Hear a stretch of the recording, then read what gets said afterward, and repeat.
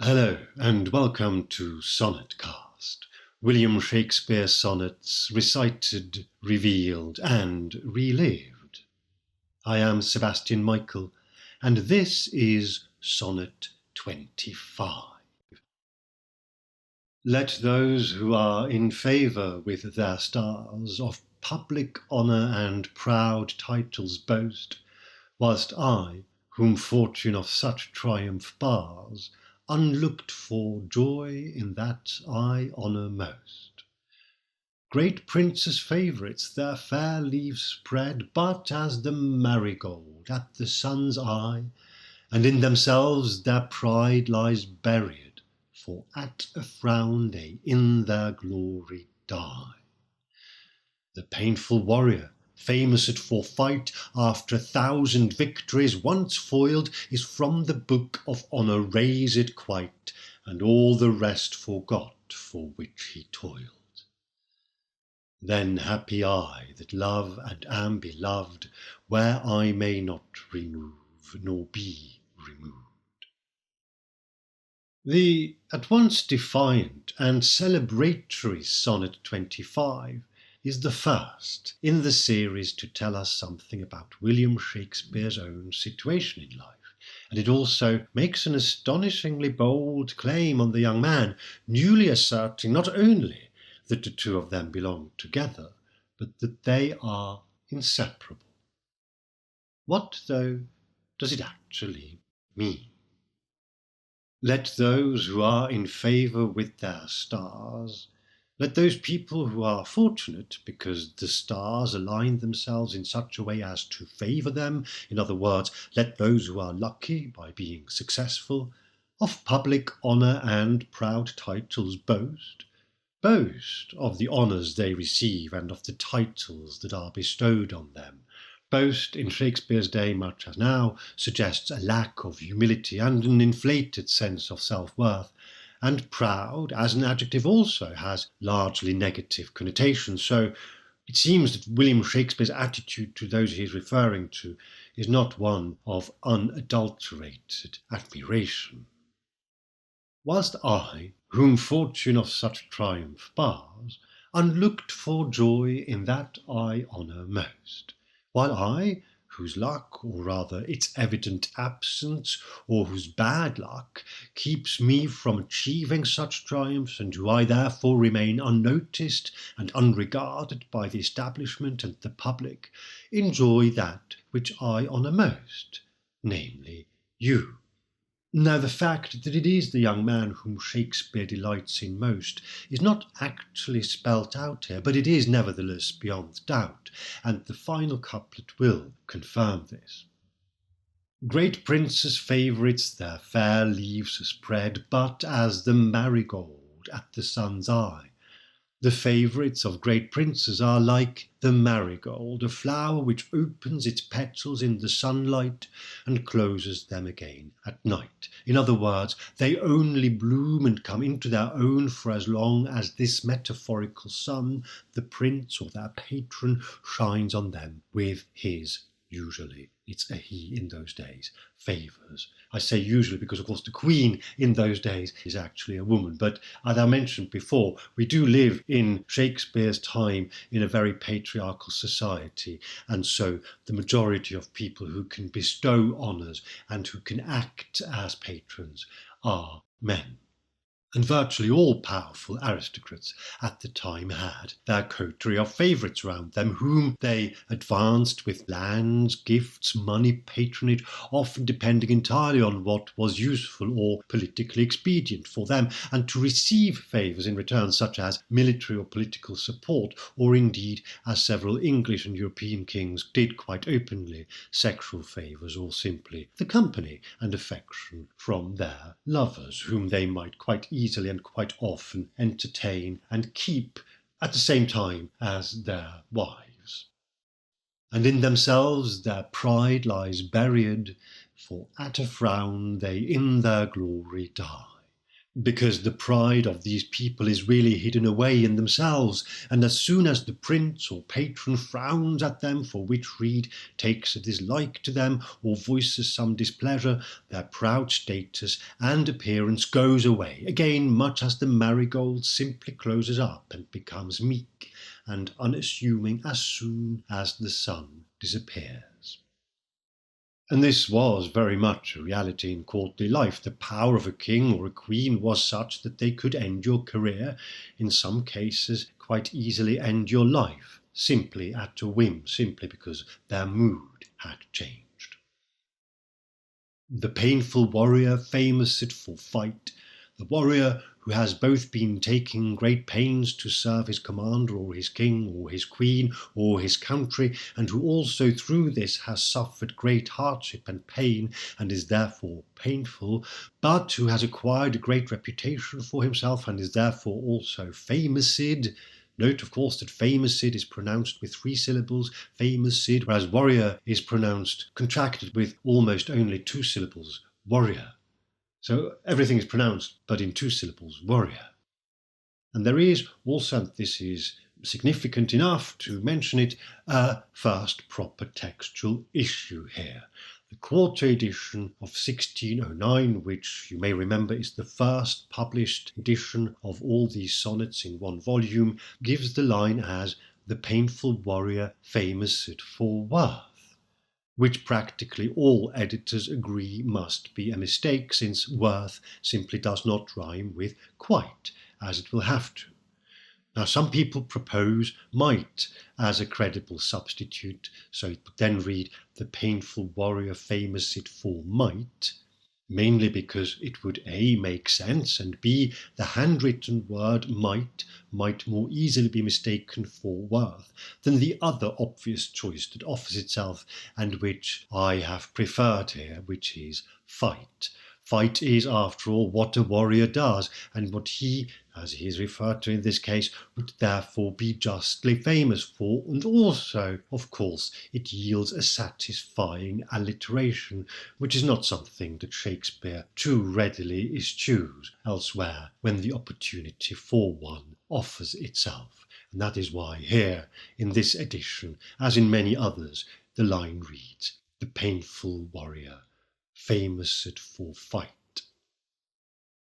After 1,000 victories once foiled is from the book of honour razed quite, having so valiantly and painfully fought and achieved 1,000 victories, all it takes is for the warrior to be foiled or beaten in battle once, and he promptly gets stripped of all his recognition and honour. And note that raised is pronounced with 2 syllables here, razed. And all the rest forgot for which he toiled, and everything he worked so hard for is forgotten, just like that. Then happy I, that love and am beloved, where I may not remove, nor be removed. Therefore I consider myself happy, because I love and I am also loved, and this in a place from which I may not go away, nor may I be sent away, namely, and by implication, and importantly, in your heart, by your side, together with you. After the insecurity of Sonnet 23 and the complexity and doubt of Sonnet 24, Sonnet 25 ends on a couplet that could scarcely be more emphatic. Then happy I that love and am beloved, where I may not remove nor be removed. And going by these 2 lines alone, we could be forgiven for thinking that all is well again in the world of William Shakespeare and his young lover. Mutuality, reciprocity is restored. In Sonnet 22, I, the poet, William Shakespeare, felt sure enough of our relationship to be able to say that my heart lives in your breast as thine in me, and I told the young man about his heart, thou gavest me thine, not to give back again. Now, we cannot be certain, of course, that these specific sonnets were written in the order in which they were published, any more than that the whole series was written in the published order, but even those scholars and editors who advocate reordering the collection and who make educated attempts at doing so tend not to shuffle this group. And indeed, the sequence of this group makes sense as it stands, so for want of any good reason not to, let us accept them in the order in which we have them, and note that from this blissful union and mutual exchange of hearts of Sonnet 22, we then underwent the wobbles, so as not quite call it a crisis, of Sonnets 23 and 24, only to find ourselves back on track here with the strongest expression yet we have from William Shakespeare that, as far as he is concerned, the love he receives from the young man and the commitment is as strong and as binding as is his to the young man. The question this naturally presents us with is, of course, once again, what has prompted this change of emotional weather? And while we don't know the answer to this, the most obvious and likely explanation, and remember that in the absence of certainty likelihood is our friend, is that since Sonnets 23 and 24 the young man has said or done, or quite possibly himself written, something that has reassured William Shakespeare, something that effectively amounts to saying, "Of course, I love you, yes, I love you too," albeit most likely not in those precise words. Now, the reason this is such a plausible scenario is that, like so much of these sonnets and what is contained in them, it is so utterly human and almost disconcertingly normal. We meet, I fall in love with you, I express my adoration for you, I interpret whatever it is you do or say as you feeling the same about me. I say so, I get a confusing response or reaction, the messages I receive are suddenly mixed. I express my confusion and uncertainty. You do or say something to reassure me. Then happy I that love and am beloved. And maybe William Shakespeare should just have left it at that, because it is one thing saying to someone, "I love you and I know that you love me too." It is quite a different matter than adding, "and I may never leave you, nor may you leave me." But that is really for our next episode, when the fallout from what's just been said shall make itself known all too clearly. And before then, we have to look at the rest of this sonnet. And when I say the rest, I mean the bulk of it, because 11 out of the 12 lines that make up the 3 quatrains of this sonnet do not talk about love, or about the loved one, or about the relationship at all. And with that one exception, they tell us nothing about the young man at all. They tell us a lot about William Shakespeare. The one line that forms the exception is the one that has the fragment "joy in that I honour most" in it. As we noted above, in the translation, so to speak, the young man isn't mentioned here, but it is obvious that this is whom Shakespeare is referring to. For the rest, Shakespeare here gives us a great insight into where he himself is at, not in relation to the young man or as regards his love life, but in his professional life and as regards his social status. And while this is interesting in and of itself, it also yields up a clue as to when these sonnets are being written, which in turn will give us one more important pointer towards the likely identity of the young man. Because, from the sparse documentation and external evidence we have, we set the time frame for the composition of these sonnets to between about 1593 and 1603. By 1603, Shakespeare is a highly regarded, well-established playwright. His name has started to appear on the title pages of his plays, and people have started publishing them, often in unauthorized and highly flawed quarto editions, because his name sells copies. By about 1609, we are not entirely sure, aged roughly 45, William Shakespeare has principally moved back to Stratford-upon-Avon, a wealthy man. These sonnets do not describe a poet who is about to retire, if that word has any meaning here in this context, as a highly respected and wealthy man. Whilst I, whom fortune of such triumph bars, unlooked for joy in that I honour most. William Shakespeare, at the time he writes this sonnet, is not in favour with his stars. He does not get any recognition. He cannot boast of public honours or proud titles. He is being ignored. This is very much the voice of a man who is frustrated with how things are going. Yes, I can joy in that I honour most, but there is no doubt that I feel somewhat hard done by. In 1593, William Shakespeare is 29 years old, approaching 30. Not by our standards anything that resembles old age, but as we have seen, in Shakespeare's day, people, and particularly poets, age quickly, and by that time Shakespeare is not famous. In 1593, William Shakespeare has only recently arrived in London. We are not entirely sure when. It could be as early as 1589, 1590, maybe 1591. We don't know.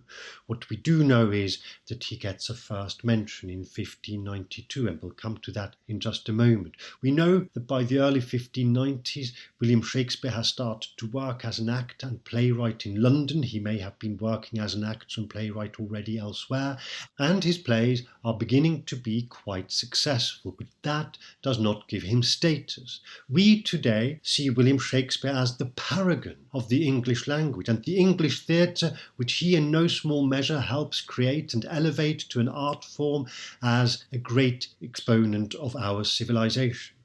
In Shakespeare's day, people flocked to the theatre in their thousands, yes, but they also flocked in their thousands to the Bear Pit just next door, and the majority of them do not know who writes these plays. They go to the theatre as a form of entertainment. The theatre is enormously influential and attracts large proportions of the London population, but Shakespeare is not being taken seriously as a playwright early on in his career. And the evidence we have of this we do have in writing, and to us today it is almost joyous to read this. To William Shakespeare at the time, probably not so much so.